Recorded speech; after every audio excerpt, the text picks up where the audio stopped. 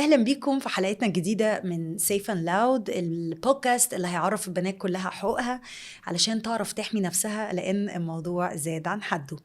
أول ما قلنا إن احنا عاملين البودكاست ده أنا وسبيك أب، جالنا نفس الكومنت على السوشيال ميديا كذا مرة، عايزين حلقة عن الابتزاز الإلكتروني. اتقالت لنا في كذا بلاتفورم على السوشيال ميديا، وما كانش فيه أحسن من أستاذة هالة دومة تبقى معانا النهاردة. إزيك يا هالة؟ ازيك يا دينا؟ أنا مبسوطة جدا إنك معايا النهاردة. انا كمان جدا، شكرا. أستاذة هالة دومة هي محامية بالاستئناف العالي ومستشارة قانونية ومؤسسة مكتب حرية للمحاماة. النهاردة هتاخدنا في كل خطوات الابتزاز الإلكتروني والبلاغ عنها في مباحث الإنترنت من الأول خالص، عشان لو البنت مش عارفة وقلقانة شوية تبقى فاهمة هي رايحة تعمل إيه. هنبدأ معاكي من الأول خالص. في بنت بتتفرج علينا النهاردة، في واحد بيهددها أونلاين، قوليلي تبدأ من الأول الخطوات إزاي؟ اول حاجه ما تمسحش التهديدات، علشان دي اول غلطه كلنا بنقع فيها. مفيش جثه، مفيش جريمه. ايه هي الجثه بتاعتي؟ الاصل الكومنت، اصل التهديد، اصل الرساله، اصل الاكونت الفيك. ما مسحش الحاجه دي وما مسحش اللينك بتاعها. ومفيش حاجه اسمها سكرين شوت، ومفيش حاجه اسمها فيديو ريكورد. الحاجات دي كلها ما بيعتدش بيها ادله قانونيه. يبقى اول حاجه، لو انا قررت ان انا هبلغ خلاص واخده قرار البلاغ، لازم احتفظ بالحاجات دي. طب لو انا مش عايزه ابلغ، استعين بالناس التكنولوجيين المتخصصين، بس اخد بالي ان انا ما اقعش في فخ ان انا ارتكب جريمه تانية وانا بحاول اطلع من الجريمه الاولانيه. يعني ايه؟ يعني ما الجاش لحد يهكر لي الاكونت بتاع الشخص اللي بيهددني، لان تهكير الاكونت ده انا دخلت في جريمه تانية. ده هو ممكن يطلع براءه من القضيه بتاعتي لو الادله مش كافيه، ويجي هو يقضيني بعد كده باي حاجه لو هو شخص بجح وعنده من البجاحه ما يكفي. فاهم حاجه؟ ما اعملش حاجه الليجل. دي النصيحه في الاخر. انا لو حد قدامي في اللحظه دي مش هقدر افرض عليه وجهه نظر اخلاقيه، بس انا بقول لك انه القانون بيحاسبك على ده لو انت عملتيه. طب امال بعمل ايه؟ بلجأ للناس التقنيين المتخصصين اللي ممكن يقفلوا له الاكونت بان هم يعملوا ريبورت، ان هم يتواصلوا مع المواقع اللي هو عامل عندها اكونت، ويقول لهم مثلا ده سارق صوره واحده، ودي الاي دي بتاعتها معانا، ودي الاكونت الاصلي بتاعها اهو، فنبتدي نقفله. ده في حاله ان الحاجات معموله بابليك. لو الحاجات معموله داخليا اللي هي مثلا مسجز او حاجات زي كده، للاسف ده بيكون صعب، فما بيكونش عندنا طريقه ليجل نتحرك بيها الا البلاغ. يعني هي دلوقتي لو قفلت الاكاونت مش هتقدر تبلغ؟ يعني هي لو قفلت الاكاونت الصور هتروح؟ مظبوط. لو قفلت الاكونت خلاص انا كده اخترت الطريق ان انا اقفل الحاجه، الطريق القصير السريع، ان انا اخلص نفسي واقفل الحاجه بسرعه واقفل الضرر ده من بابه وما تبلغش؟ وما بلغش. لانه أوكي. للاسف لما ببلغ والحاجه بتتقفل، البلاغ بيتقفل هو كمان، ما بيلاقوش حاجه يوصلوا لها. بمعنى فانا ايه؟ ما هم في الاخر لما بيحتاجوا يعملوا البلاغ بيعاينوا الحاجه. فلما انا اقفل الحاجه هروح ابلغ عن ايه؟ وزي ما قلنا طبعا. مفيش جثه الجريمه مش موجوده معايا. طب خدينا كده من الاول خالص، هو ايه الحاجات اللي اصلا تعتبر ابتزاز الكتروني؟ يعني هل هي شتيمه؟ هل هي مثلا بيهددها بصورها؟ هل هو اخد صور لها، هي انفلونسر مثلا واخد صورها وحاططها عنده في الاكاونت وبيتكلم عليها؟ يقدروا يروحوا يبلغوا عن ايه؟ طيب ده هياخدنا خطوتين لورا، ان احنا نحاول نبسط القانون بيقول ايه. هو القانون صعب وتقيل، بس هنحاول نبسط شويه. اول حاجه، مفيش حاجه اسمها في القانون اصلا ابتزاز الكتروني، مفيش جريمه ابتزاز دي اصلا في القانون. امال القانون بيقول ايه؟ القانون في حاجه اولانيه خالص بيزك، اللي هي صوره الجريمه الطبيعيه، اللي هي اسمها التهديد. التهديد عن طريق الكتابه او عن طريق الشفوي. تمام؟ ده ينفع يحصل على الانترنت وينفع ما يحصلش على الانترنت، يعني ليه كذا صوره. لما بيحصل على الانترنت بيبقى اسمه تهديد عن طريق الكتابه، باستخدام حساب على موقع تواصل اجتماعي او على حساب خاص او ما يكون، اللي هو بيخش ساعتها في حاجه اسمها قانون جرائم الانترنت او قانون تكنولوجيا المعلومات، اللي هو بدات مصر تعاقب عليه من سنه 2018 بالتحديد. كده بقى عندي جريمه اللي هي التهديد على الموقع الخاص. ادي دي كده جريمه الابتزاز اللي احنا بنسميها ابتزاز. لكن سرقه الصور هي اسمها سرقه صور عادي جدا في قانون الانترنت، او اللي هي استيلاء على محتوى خاص واعاده نشره بدون اذن من صاحبه. ادي دي بقت جريمه تانية خالص. الهاكينج ده جريمه ثالثه خالص. اصطناع حساب، لو انا عملت حساب دلوقتي باسم دينا وحطيت عليه صورتك بس ما استخدمتوش في حاجه خالص، انا عملت الاكونت وسبته، دي لوحدها جريمه. يعني اقدر ابلغ عن حاجات زي كده؟ تقدري تبلغي طبعا. الفيك اكونت لوحده بقى جريمه دلوقتي. فاذا القانون هو مقسوم نصين، نص للجرائم القديمه اللي كانت بتحصل كده كده زي التحرش كمان او النصب مثلا، هي كده كده بتحصل منذ بدء الخليقه، بس بقى ليها طريقه الانترنت، فبقى نصب عن طريق الانترنت، تحرش عن طريق الانترنت، تهديد عن طريق الانترنت. او الجرائم اللي هي بحكم اصلا وسائل الاتصال جديده، زي ما قلنا مثلا الهاكينج او اصطناع الحساب او سرقه الصور الخاصه، دي بقت جريمه انترنت بحت. بس كلهم في الاخر معاقب عليهم. القانون اللي بيعاقب عليهم ايه دي يعني ممكن تبقى انا محتاجها اعرفها اكتر وانا رايح ابلغ بقى، اشوف توصيف الحاجه دي ايه واقرا بالظبط انا، او استشير محامي اعرف انا الفعل اللي واقع عليا ده بيشكل جريمه ايه عشان اوصف الوصف اللي واقع عليا صح. يعني الكومنت اللي يجيلي حد بيقول لي فيه حاجه شتيمه او كده، ده برضو بلاغ مباحث الانترنت؟ ده سب وقذف، بس يعني سب او قذف، لانه السب حاجه والقذف حاجه، بس كده تحول عن طريق الانترنت. وفي جزئيه مهمه كمان وانا رايحه ابلغ، ان انا ابقى عارف المدد القانونيه. لانه مثلا لو حد شتمني ده بيقع في حاجه اسمها المده القانونيه بتاعت 3 شهور. لو فات 3 شهور على الشتيمه دي مش هعرف ابلغ عنها. اشمعنى؟ سقطت المده خلاص. في سبب؟ لا، هو قانون قال كده، قال أوكي. السب او القذف او اي حاجه من جرائم العلنيه عموما اللي فيها اساءه للشخص 3 شهور بتسقط المده بتاعتها. فلازم ابقى مركز. فالبنت اللي لها صور اونلاين لو الولد شالها قبل ما تبلغ ما يحصلوش حاجه؟ للاسف لو ما لحقتش ان هي الضابط يعاين الحاجه ويثبت ان هو شافها بعينه وانه اللينك بتاعها اهو ويعمل بيها تقرير قبل ما الولد يشيلها، المبالغ هيتحفظ. فده ضروري بقى ان البنت ما تهددوش انها هتبلغ يعني. لا بالظبط، ودي اول حاجه بنقولها. لو انت ناويه تبلغي، اولا شكي في صوابع ايدك. لو انت مش عارفه مين الشخص المباشر اللي بيهددك ده وهو مجهول بالنسبه لك، شكي في صوابع ايدك. هيبقى اصحابك في الجامعه، هيبقى حد سابق كنت مرتبطه بيه. في واحده طلعت اخوها. يا نهار، ليه بقى؟ مشاكل عائليه وورث وحاجات زي كده. فتشكي في صوابع ايدك وما تقوليش لاي حد ان انت هتعملي البلاغ بتاعك، حتى اقرب الاقربين. طيب دلوقتي عايزين نعرف بقى الخطوات بالترتيب. انا دلوقتي رايحه ابلغ، اخد معايا ورق ايه؟ اتوقع ايه اللي يحصل هناك؟ المده الرحله كلها خديني فيها. طيب هو البلاغ هيبقى على حسب هل هو بيهدد سلامتي الجسديه بتهديد مباشر، ولا تهديد مثلا باساءه السمعه وحاجه ما فيهاش مساس بالجسد. لانه لو فيها حاجه في مساس بالجسد فانا هروح مكانين. لو انا في القاهره هروح العباسيه اللي هي اكاديميه الشرطه القديمه، الاداره العامه لمباحث الانترنت، او اللي هي اسمها صحيح قطاع تكنولوجيا المعلومات. تمام.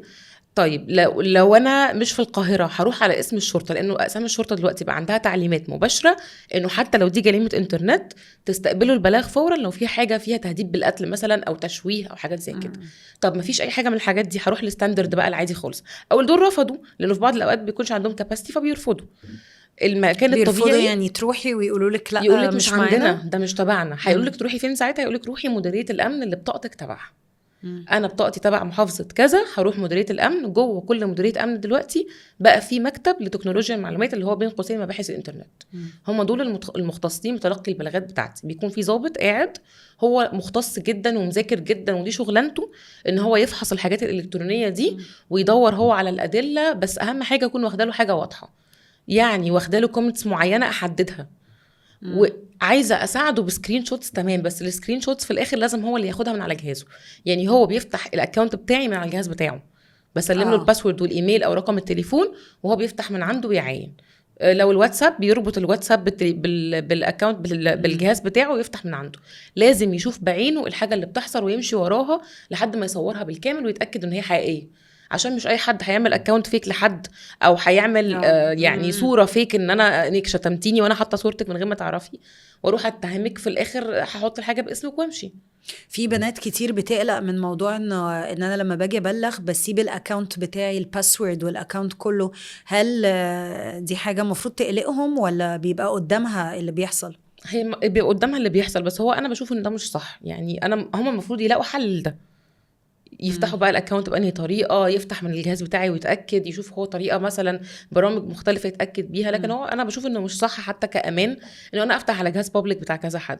بس هو في الاخر بيقفل قدامك الاكونت وانت بقى تقدري بعد كده تتخذي اجراءات السلامه بتاعتك اللي انت تستشيري فيها حد من السلامه الرقميه، مثلا تغيري الباسورد، تقفلي الديفايس ده. يعني بيبقى ليها طرق بنقول لهم عليها بعد ما يبلغوا.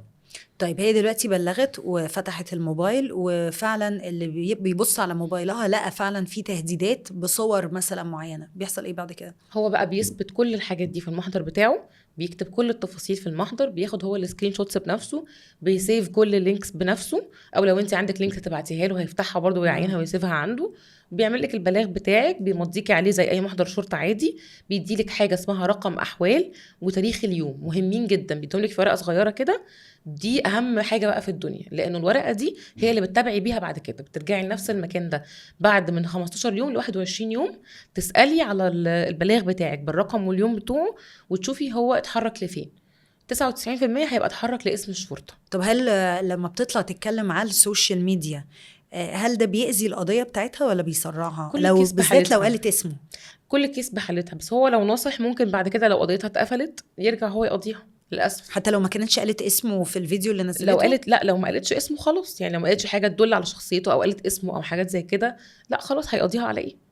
بس في ناس بتنشر كل حاجه بالكامل يعني. يعني المحضر لو راح الشرطة، معلش أنا عشان أنا أول مرة أسمع الكلام ده، المحضر لو مش زي بقى ما أنا متخيلة. أنا كنت متخيلة إن فجأة هيدخلوا على الولد يقبضوا عليه، هو دي الصورة اللي أنا متخيلها. لا، هو هيروح المحكمة بعد كده ويتعمل قضية للولد، هو ده ترتيب الأحداث. ممكن وهو النيابه شغاله وخلاص توصلت للشخص ده مين، بعد ما باحث الانترنت ما جابت لهم التقرير التاني اللي هو بتاع الفحص الفني، وقالت الشخص ده مثلا بعد ما تتبعنا رقم تليفونه او الاي بي بتاعه ساكن في المكان الفلاني، ده اللوكيشن بتاعه، يطلع له امر ضبط واحضار. بيجيبوه. المفروض بيجيبوه لو لقوه على نفس العنوان اللي مكتوب. طب ما لقيناهوش، خلاص بيعتبر متهم هارب مش موجود، وبتنزل القضيه المحكمه عادي جدا ويطلع عليه حكم غيابي. بس ندور بقى على ان احنا ننفذ الحكم. يطلع له بقى طبعا بيتسجل على البطاقه بتاعته، بيتوقف في اي كمين ممكن يتجاب، الا للاسف لو هو بره مصر بتبقى دي مشكله، لانه كمان الاحكام بتسقط بعد 3 سنين. معظم الجرائم دي بتشكل جنح مش جنايات في معظمها، الا الحاجات الكبيره يعني. ايه الفرق بين الجنح والجنايات؟ الجنحه بتسقط بعد 3 سنين بس. فدي مشكله، ان انا ممكن لو الشخص ده عايش بره مصر، انا كده يعني عملت كل الايفورت ده وفي الاخر ما اخدتش حاجه. ده لو الاي بي بتاعه جه جوه مصر اصلا القضيه مشيت، لانه احنا عندنا كارثه تانية، لو الاي بي بتاعه جه بره مصر شكرا المحضر اتحفظ، هعمل فيه ايه؟ ده بره مصر.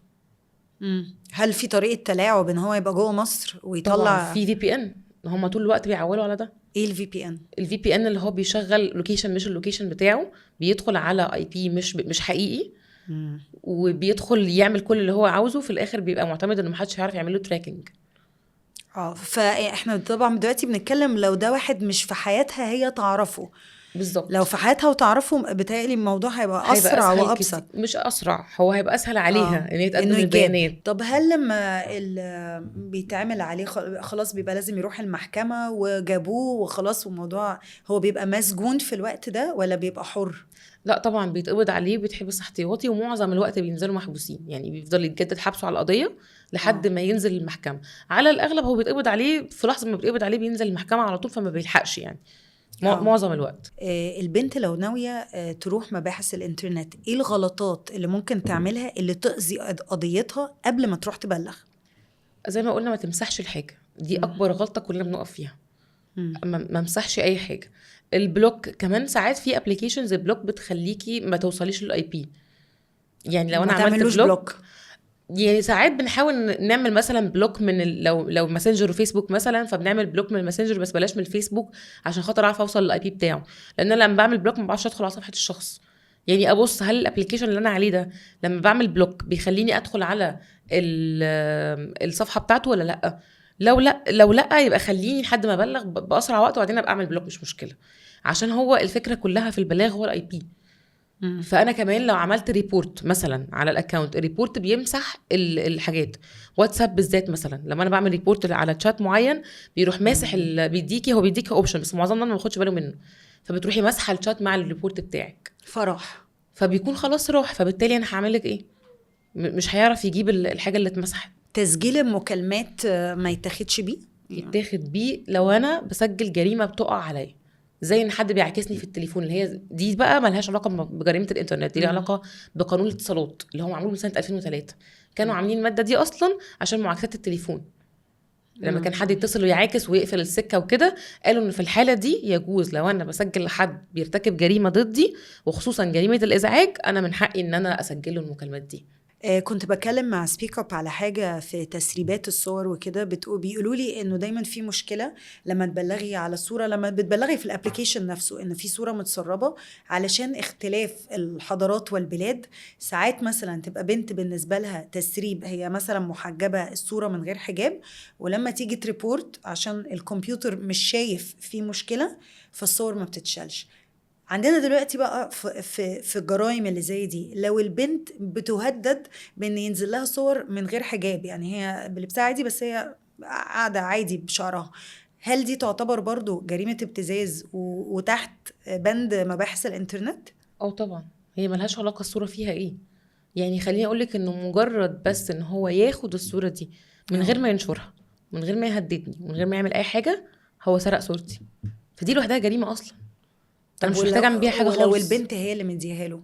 برضو لو هو هددني ان هو ينشرها بدون موافقتي، حتى لو انا اللي مديها له، وخلينا اقولها بشكل صريح جدا، لو انا مرتبطه بشخص وبعت له صور خاصه من اي نوع، هو مش من حقه، وانا اللي بعتها بارادتي، مش من حقه ان هو ينزل الصور دي ولا يستخدمها اي استخدام بدون اذني. طب هل في سن معين للبنات؟ يعني دلوقتي ممكن تكون بنت بتتفرج علينا بس هي صغيرة شوية، لسه ما تمتش 18 مثلا، هل هي تقدر تروح تعمل كل ده لوحدها؟ من اول 15 سنه تقدر تبلغ. طب لو اقل من 15 سنه لانه معرض ده يحصل، النيابه العامه هي اللي المفروض بتحرك البلاغات دي عنها. يعني بتروح للنيابه العامه وتشتكي، والنيابه العامه هي اللي بتحرك الحاجات دي عنها، يا اما الاصل الابوين. يعني هي يعني تطلع النيابة العامة الأول؟ لا، الاول الابوين. لو في استحاله في وجود الابوين او كان الابوين هم اللي بيرتكبوا الجريمه دي، النيابه العامه. لكن اقل من 15 سنه لازم الابوين، لازم الوالد تحديدا اللي هو ليه حق الولايه عليها. طب ما زي ما قلتي، لو الوالد هو النيابه العامه السبب. ساعتها هي بتاخد مكانه.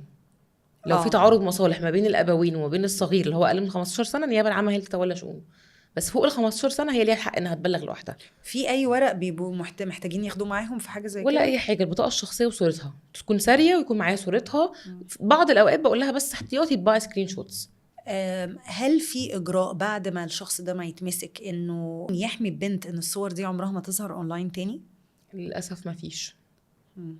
طب هل تقدري تقولي لنا حاجة انتي لاحظتي ان دايما لما بتعمليها بتخلي نتائج التحقيقات دي احسن حاجة؟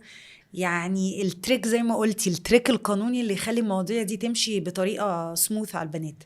يعني هو في هي ملاحظه مش تريك. يعني لو هو مثلا حط نصب عليكي في فلوس او كذا، او يعني في جريمه ملهاش علاقه بالابتزاز والتهديد، وفي جريمه تانية ليها علاقه بده، صعدي وكبري المشكله اللي هي تعتبر بالنسبه لك هامشيه زي الفلوس، عشان الموضوع يمشي بسرعه. دي ملحوظة رائعة. طيب بنات تانية، طيب احنا دلوقتي خلصنا مشكلة مباحث الانترنت، ودي بصراحة كانت مهمة قوي قوي بالنسبة لنا، يعني انت مش متخيلة الناس قد ايه عايزين يسمعوا الموضوع ده. عايزين نتكلم بقى البلاغات العادية اللي هي بنت مثلا حد تعرفه او حد في الشارع تحرش بيها، البروسيس بتبقى عاملة ازاي في البلاغ؟ لو انا في الشارع بشوف انا في انهي مكان تبع اسم شرطه ايه، بطلع على اسم الشرطه. طبعا لو عرفت امسك المتحرش ده بيبقى حاجه مهمه جدا، ان انا احاول انده على الناس ان الناس تمسكه وتتحفظ عليه. ولو في كاميرات بحاول اركز في الكاميرات اللي حواليا، سوبر ماركت، بنك، مكان عام، اي حاجه زي كده، وبروح بيه على اسم الشرطه. اسم الشرطه بيعمل المحضر. لو المتهم مقبوض عليه بيخلوه، وما بيبيتونيش معاه بالمناسبه، عشان ده سؤال بيتسال عليه كتير. ما ببيتش معاه طبعا، الا لو هو قرر يعمل محضر قصاد محضر. لو حد لعب في دماغه ان انا ضربته او ان انا عملته او كده، ساعتها بيبقى محضر قصاد محضر. لكن انا كمجني عليا انا ما ببيتش ابدا في اقسام. انا سمعت ان المتحرش بتاع الشارع ده بيبقى عملها كتير قوي قبل كده، بيبقى دي مش اول مره، فعلى طول بيروح الاقسام، فهو عارف كويس قوي انه لو واحده لمت ناس وضربوه هو عارف انه هيعمل لها محضر وهيقعدها في ده حقيقي. يعني هو لو مدقدق في الشغلانه زي ما بنقول او يقدر يعمل كده. لكن كده. بشكل عام لا، ما فيش حاجه اسمها مجني عليه تحبس وتحط في القفص وتعرض على النيابه الصبح. هو بس بيقول لك بيمضيكي انه تعالي النيابه الصبح، انه اختارك بميعاد النيابه، وان المتهم ده هيتعرض بكره الصبح على النيابه من نيابه كذا في المكان الفلاني، وتمضي ان انت تتعهدي بالحضور لسؤالك قدام النيابه كمجني عليكي. طيب هلا، عايزين البنات كتير قوي ساعات بتقرا اونلاين هتك، عرض، تحرش، هم كلنا ما بنبقاش فاهمين ايه الفروقات، ممكن كده تشرح لنا عشان نبقى عارفين واحده بنبلغ على ايه بالظبط؟ طيب هو القانون في الاعتداءات الجنسيه حط يعني يعتبر 3 درجات او 3 صور للاعتداءات الجنسيه على الستات بالتحديد. اصعب واحده فيهم طبعا واتقل واحده اللي هي الاغتصاب. دي اللي هي قانون بيسميها مواقعه انثى بغير رضاها. تمام. التانية اللي هي التحرش ده ممكن يبدأ من الكلمات، الإيحاءات، النظرات، الأصوات، كل الحاجات دي ينفع تصنف إن هي تحرش. أو اللي هي بنسميها البسبسة، أو يعني اللي هي الإيماءات بمعنى أدق يعني. كل الحاجات دي بتدخل في كولكشن كده اسمه التعرض للغير في الأول، وبعد كده لو كانت ثبت ان هي ليها غرض الحصول على منفعه جنسيه بيبقى اسمها تحرش جنسي. ادي كده اول صوره. تاني صورة هتك العرض. هتك العرض هو مش مجرد اللمس، عشان في ناس عندها خلط ما بين اللمس، التحرش بتاع اللمس، وما بين هتك العرض. هتك العرض القانون او محكمة النقد قالت ان هو بيصنف انه اي لمس الموطن من مواطن العفة لدى الانثى، يعني اي حاجة بتعتبر شرعا عورة. ودي طلع بيها الازهر، قال عورة المرأة من كذا ولا كذا. طيب هل لمسها بس؟ لا، مش لمسها بس، الكشف عنها جبرا او اجبار المرأة عن التخلي عن ملابسها جبرا. يعني لو هو شد الهدوم او قطعها من غير ما يلمس اي حاجة، او لو اجبرني بس ان انا اخلع التيشيرت بتاعي مثلا، ده كده اسمه هتك عرض في القانون. طبعا واخر صورة قلناها اللي هي الاغتصاب، اللي هي اسمها قانون مواقعة الانثى. طب هسألك سؤال أخير نقفل بيه الحلقة. أولا الحلقة مفيدة ورائعة، وبقولك من يوم ما بدأنا البودكاست ده وإحنا عايزين حد يقول لنا المعلومات دي كلها. مش قادرة أقولك يعني أنا مبسوطة بيكي زي النهاردة. شكرا جدا، أنا كمان مبسوطة. قوليلي بس الأدلة اللي لازم البنت تحافظ عليها. أسيب كل حاجة زي ما هي، ولا أخد شاور، ولا أروح، ولا أغير هدومي، ولا أعدل شعري، ولا أعدل هدومي، ولا عشان هدومي مقطوعة فاروح ألبس حاجة تانية، زي ما أنا بحالتي كده، وبأسرع ما يمكن. يفضل ان انا ما استناش ولا لحظه، يعني اروح بحالتي زي ما انا على اسم الشرطه بسرعه، يتعمل لي المناظره اللي هي الشكل بتاعي عامل ازاي. لو انا عندي حاجات اصابات داخليه مش هينفع اكشف عنها في اسم الشرطه، بقول عنها انا فيا خارجيا اهو كذا، وداخليا في المكان الفلاني في كذا وكذا وكذا وكذا، وبطلب عرضي على الطب الشرعي فورا في اي حاجه في اصابات موجوده في جسمي، او ادله زي ما قلنا والكاميرات والحاجات دي كلها. بس احنا بنتكلم على الادله اللي فيا انا كمان. اوكي. كنت سمعت في حلقة فاتت ان ما ينفعش بعد فترة معينة، اظن 10 سنين، تبلغي في الموضوع ده بالذات. هو على حسب الجريمة تصنف جنحة ولا جناية. يعني لو جناية 10 سنين، لو جنحة لا 3 سنين. لو انتهت من 3 سنين وخلاص، آخر فعل يعني آخر ممارسة لهذا الفعل بيقع عليا كانت تمت وخلصت من 3 سنين في الجنحة، مش هينفع أبلغ. أستاذة هالة، أنا هعمل معاكي حلقة تانية على فكرة، عناية. مش هكتفي يعني يا ريت. لا حاسة في حاجات كتير قوي محتاجين نتكلم عليها تاني. بس أنا خدت كمية معلومات، أنا محتاج بقى أفهم بقى كل حاجة قلتيها دلوقتي، ونبدأ بقى نجهز للحلقة التانية إن شاء الله. قوي. واشكرك جدا إنك جيت لنا النهاردة. ولما سبيك اب قالوا لي عليكي، أنا كنت متأكدة دايما لما بيبقى الجاست سبيك اب اللي يعني مختارينه بالذات بيبقى جاست رائع. النهاردة كانت من أكتر الحلقات اللي انتوا طلبتوها، وعشان كده احنا عملناها. وهنشوفكم في الحلقة الجاية من سيف اند لاود.